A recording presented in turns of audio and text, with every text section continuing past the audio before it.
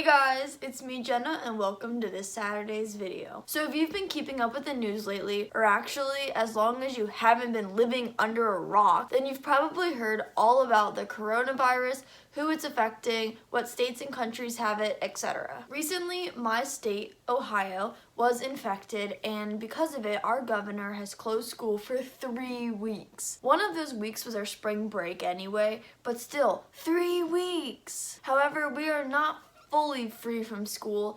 2 of the 3 weeks, not counting our spring break week, we have to do online school. So, now that you have all the background info, let's talk everything COVID-19.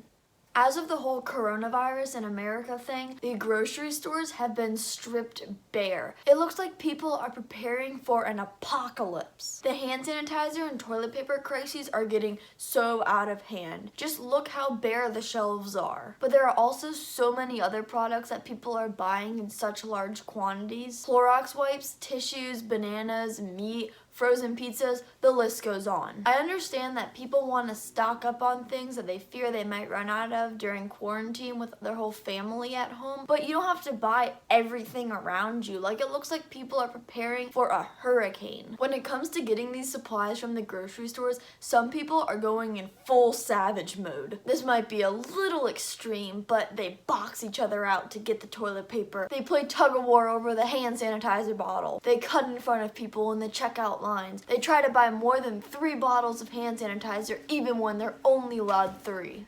As I previously mentioned, with our schools closed, Pax and I have had to engage in virtual school this week so far. So this online school thing has its pros and cons. I really like the virtual school because I can go at my own pace, which is a lot faster than how the school day goes. Like, I can get all my work done in 2 hours, whereas the school day is like 8 hours. I can take mental breaks whenever I want to. I can sleep in. I can eat intuitively, meaning when I actually feel hungry, as opposed to the rigid schedule that I have to eat at during the school day, because otherwise there's no time to eat. Most of the time when I eat my breakfast at 7-10 in the morning, I am not even hungry, but I have to because that's the only time that I have. And if I don't eat then I'm not going to eat again until 12:05. I have plenty of time to work out and I don't have to skip it due to loads of homework. However, this virtual school thing definitely has its downsides. For example, I don't get to see my friends every single day. I mean, I suppose I could FaceTime them, but it's just not the same. Another con for me is that I have to do everything online. Obviously, it's called virtual school. But I'm a paper and pencil kind of person, and so doing everything on my Chromebook is kind of annoying.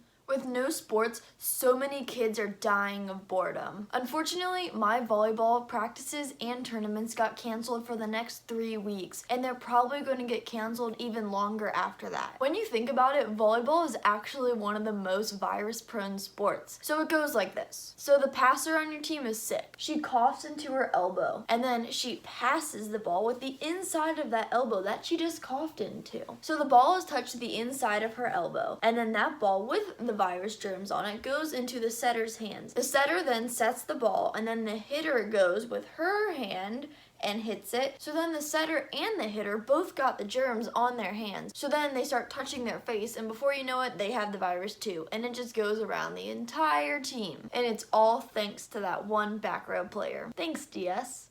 Okay, so let's talk quarantine. We're supposed to stay in our houses for 2 weeks. Here's where I'm at. No extracurriculars plus snow outside plus cold weather equals pure boredom. Yes, there is schoolwork to do, but after you finish all that, you've eventually exhausted all of your fun resources and you're left with nothing. And you're not supposed to interact with other people, so it's not like I can go and hang out with my friends. Everything is closed now. School is closed, restaurants are closed, voting just got closed the other day. Not that I'd be voting. Bars are closed. Not that I would be drinking at a bar, just so you know. Many dentists and doctor offices are closed. Even Walmart stopped going for 24 hours. Like, the grocery stores are still open, but before you know it, everything's gonna be closed, and they're going to be yelling at people to stay in their house.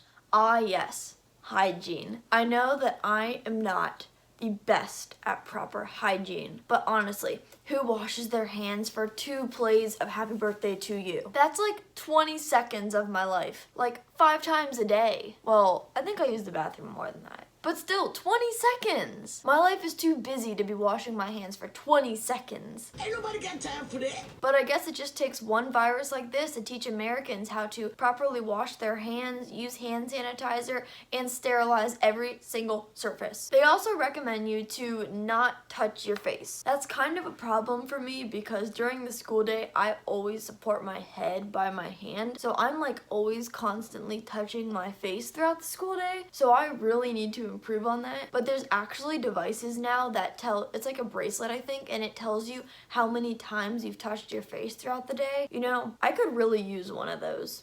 And finally, protection from the virus. I understand that no one wants to have the coronavirus, but some people are going a little overboard to protect themselves. I mean, wearing masks and gloves in public seems a little extreme. Just don't shake anybody's hand and promote proper hygiene. Simple as that. Just as a reminder, this video was not in any way trying to make light of the virus or make fun of anyone affected by the virus. Trust me, I understand how detrimental COVID-19 has been to many people, and my deepest prayers and condolences go out to all those affected by this virus. Just remember to stay safe and wash your hands, folks. So that concludes this video. Thank you so much for watching, and if you enjoyed it, make sure to give this a big thumbs up and hit that subscribe button down there. And I will see you next Saturday. Bye!